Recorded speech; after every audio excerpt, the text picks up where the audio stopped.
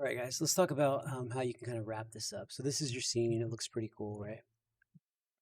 But there's some things we can do to kind of make it look better. So first off, make sure that you're in this little drop down. Set your viewport scalability to cinematic, and it's going to slow things down pretty significantly. Um, and that's okay because we want it to look really good. And then I'm going to go over here and I'm going to set my fog, exponential height fog. We want to make sure that we have volumetric fog enabled. So check that box. And then you can set the fog to be whatever you want. Right now it's 0.04, so let's try 0.02. Oops. And it'll kind of tone it down. You decide, what you want it to be. Do you want it to be really dramatic like that? That would be pretty intense.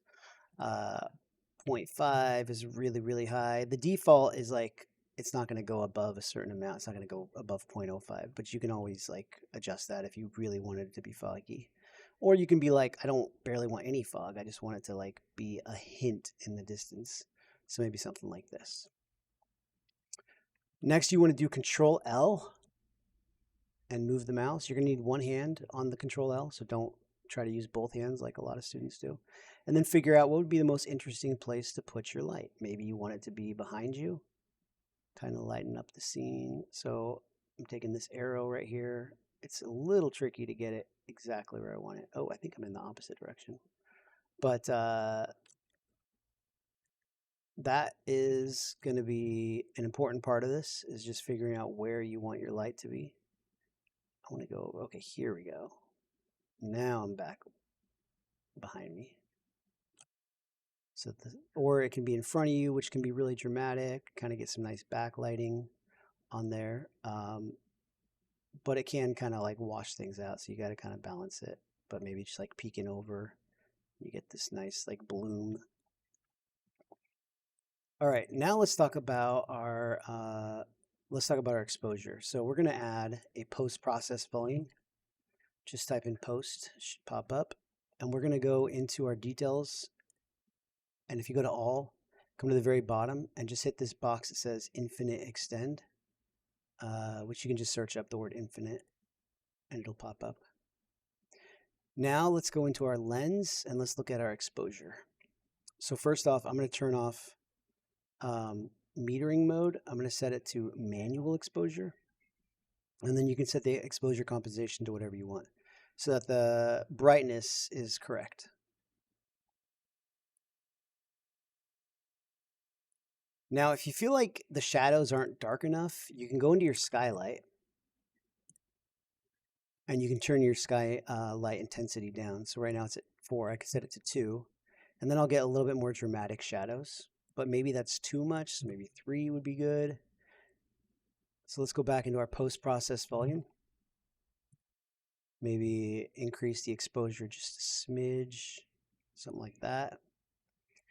And then we're going to go down to our lens, and we're going to do depth of field, not mobile depth of field. That's important. We're going to set the sensor width and the focal distance. So let's say I bring this way up and then I bring this up. What's going to happen is it's going to tell it where everything should be in focus. So I can set how many like meters out in front of me I want it to be in focus. And then maybe, that's 0 means nothing happens. That one means that it's going to be very blurry as we get closer and farther away. So as I get close up to this, you can see it starts to blur out. And that's just going to be kind of your personal preference. How intense do you want it? How close do you want it? Do you want to like really focus on that and blur everything else out? Do you not want it to be as intense, just a little hint of blur, or do you want it to like just completely blur everything out? I think you could even add a 0 here and just go crazy with it if you wanted like a tilt shift effect, but that's kind of crazy. Don't do that. But I kind of like the way this looks. And maybe I'll come into my fog one more time and just add a little bit more. To make it a little bit more dramatic. Let's pump that up a little now that everything else is kind of in place. Okay, so here we go. That's our scene. Now let's hit G to make everything disappear. Go full screen.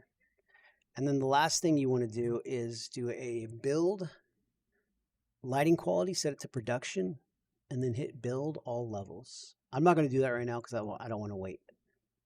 Now we're ready to turn this in.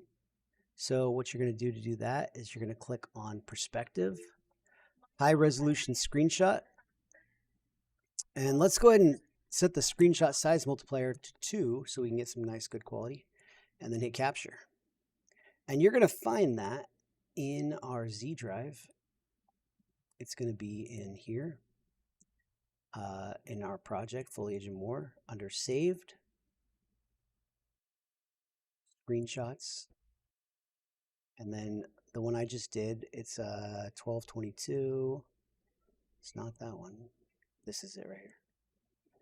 So it ends up looking like this, which is really cool. I'm going to go ahead and just rename that by clicking on it slowly. Gianelli screenshot. And then I'm going to turn that in as well as my other image on Classroom. All right.